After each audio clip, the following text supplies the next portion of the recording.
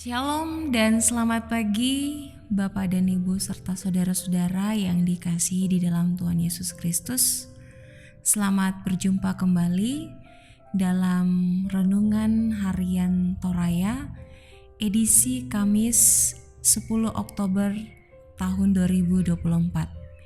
Kita bersyukur kepada Tuhan untuk kasih setianya yang senantiasa kita rasakan di dalam kehidupan kita. Dan karena itu, mengawali segala aktivitas kita sepanjang hari ini, kita akan bersama-sama meluangkan waktu kita sejenak untuk mendengarkan, memahami akan kebenaran firman Tuhan. Namun sebelumnya, mari kita berdoa. Bapa kami yang bertahta dalam kerajaan sorga, Allah yang kami sembah dalam Yesus Kristus, Allah yang selalu memeliharakan tubuh, roh dan jiwa kami. Kami bersyukur kepadamu Tuhan untuk segala pemeliharaanmu yang senantiasa kami rasakan di dalam kehidupan kami. Teristimewa atas pemeliharaan Tuhan dalam peristirahatan kami semalam, sehingga boleh membangunkan kami pada pagi ini dengan tubuh yang penuh keberkatan. Kami akan bersama-sama belajar dari kebenaran firman-Mu Tuhan. Kami akan membaca dan merenungkan firman-Mu. Karena itu kami mohon bimbingan Roh-Mu yang kudus, agar hati dan pikiran kami terbuka untuk menerima kebenaran-Mu. Berikan kami pengertian yang benar dan iman yang kokoh, sehingga kami dapat hidup sesuai dengan kehendak Tuhan.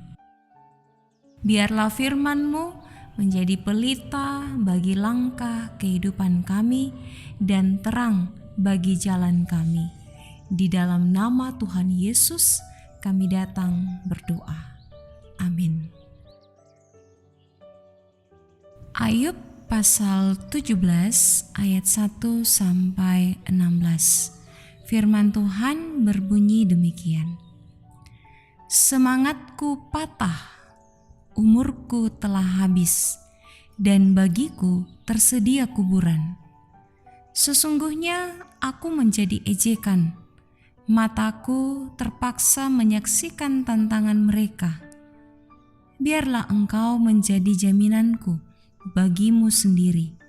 Siapa lagi yang dapat membuat persetujuan bagiku? Karena hati mereka telah kau katupkan bagi pengertian. Itulah sebabnya engkau mencegah mereka untuk menang. Barang siapa mengadukan sahabatnya untuk mencari keuntungan, mata anak-anaknya akan menjadi rabun. Aku telah dijadikan sindiran di antara bangsa-bangsa, dan aku menjadi orang yang diludahi mukanya. Mataku menjadi kabur karena pedih hati. Segala anggota tubuhku seperti bayang-bayang. Orang-orang yang jujur tercengang karena hal itu, dan orang yang tidak bersalah naik pitam terhadap orang fasik. Meskipun begitu, orang yang benar tetap pada jalannya, dan orang yang bersih tangannya bertambah-tambah kuat. Tetapi kamu sekalian, silahkan datang kembali. Seorang yang mempunyai hikmat takkan kudapati di antara kamu. Umurku telah lalu, telah gagal rencana-rencanaku, cita-citaku. Malam hendak dijadikan mereka siang, terang segera muncul dari gelap, kata mereka.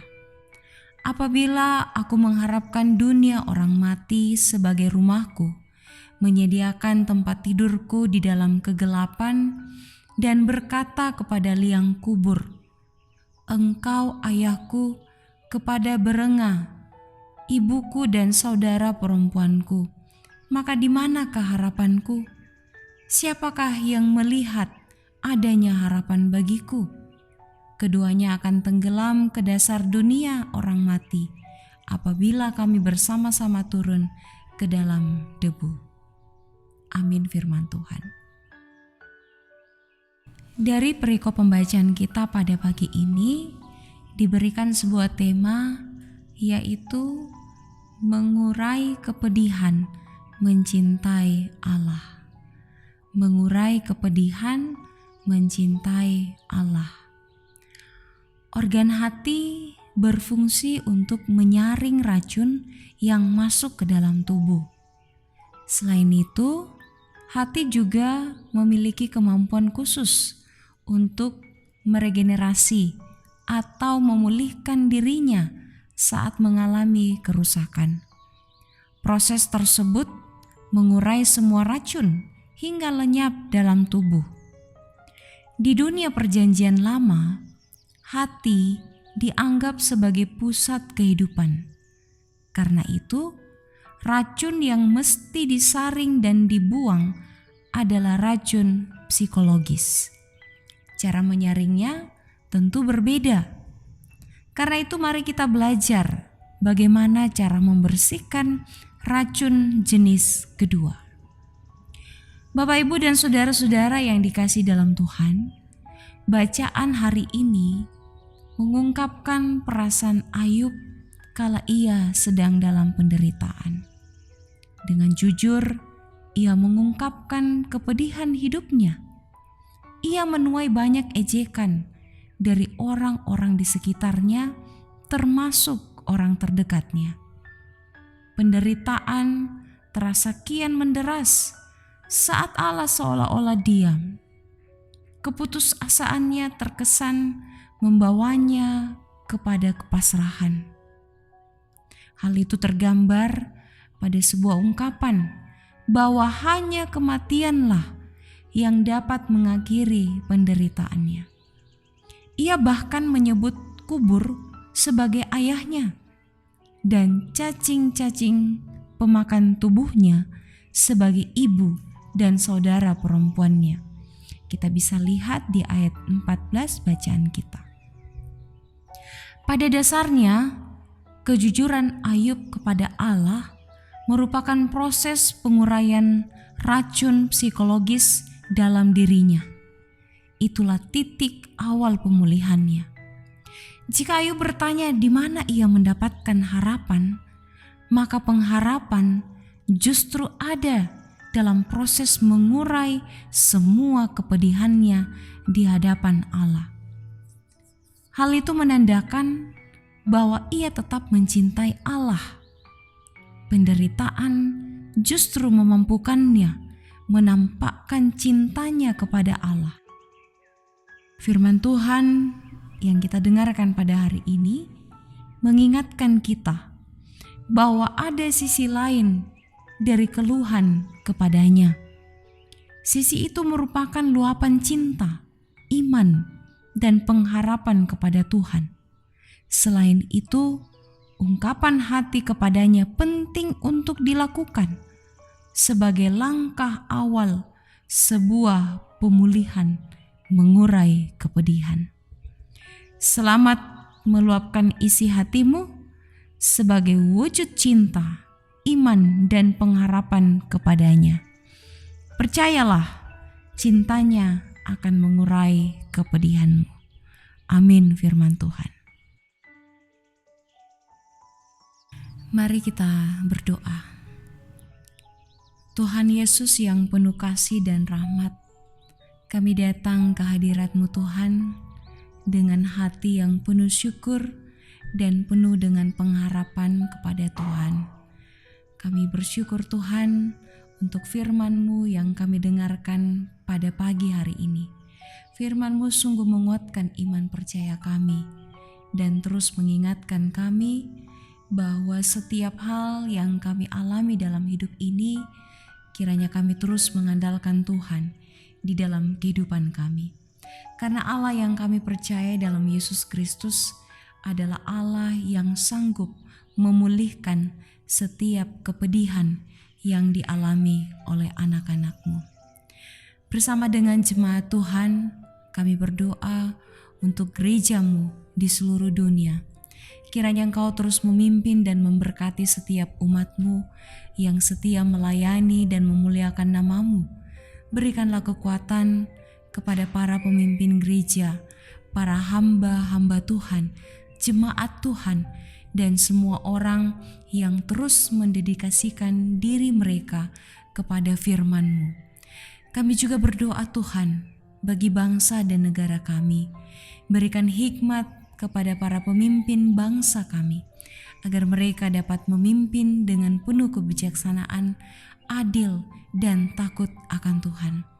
Kami berdoa untuk perdamaian, untuk keadilan, dan untuk kesejahteraan bagi setiap warga negara, terutama bagi mereka yang sedang mengalami penderitaan, yang sedang mengalami penindasan. Kiranya Engkau yang kami sembah dalam Yesus Kristus akan selalu memeliharakan tubuh, roh, dan jiwa mereka. Bagi saudara-saudara kami yang sedang mengalami kesulitan, sedang dalam kelemahan tubuh, atau dalam penderitaan, kami memohonkan pertolongan dan penghiburan daripada-Mu. Tuhan, Engkau adalah Allah sebagai dokter yang tiada kelihatan, sebagai tabib di antara segala tabib, penyembuh yang agung. Jamalah bagian tubuh mereka yang sedang sakit dengan kuasa penyembuhan-Mu. Berkatilah Tuhan segala upaya yang dilakukan oleh keluarga demi kesembuhan kekasih-kekasih kami yang sakit. Berikan kekuatan kepada mereka yang berduka dan berikan pengharapan kepada setiap mereka yang sedang berada dalam keputusasaan.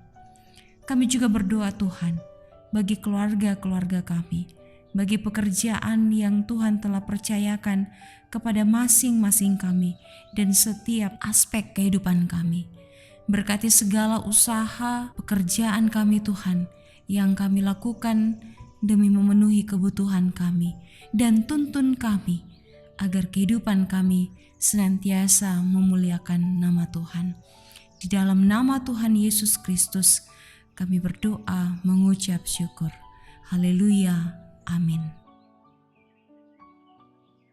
Demikianlah renungan harian Toraya pada saat ini. Kita bersyukur kepada Tuhan oleh karena kasih-Nya yang senantiasa memberikan kesempatan kepada kita untuk mendengarkan dan merenungkan firman Tuhan. Kiranya firman Tuhan yang telah kita dengarkan bersama senantiasa menjadi berkat di dalam kehidupan kita, dan Roh Kudus akan menolong dan memampukan kita untuk terus memiliki iman yang kokoh di dalam Yesus Kristus dan mengandalkan firman Tuhan sebagai penopang dalam menjalani kehidupan kita. Tuhan Yesus memberkati kita saat ini kekal sampai selama-lamanya. Amin.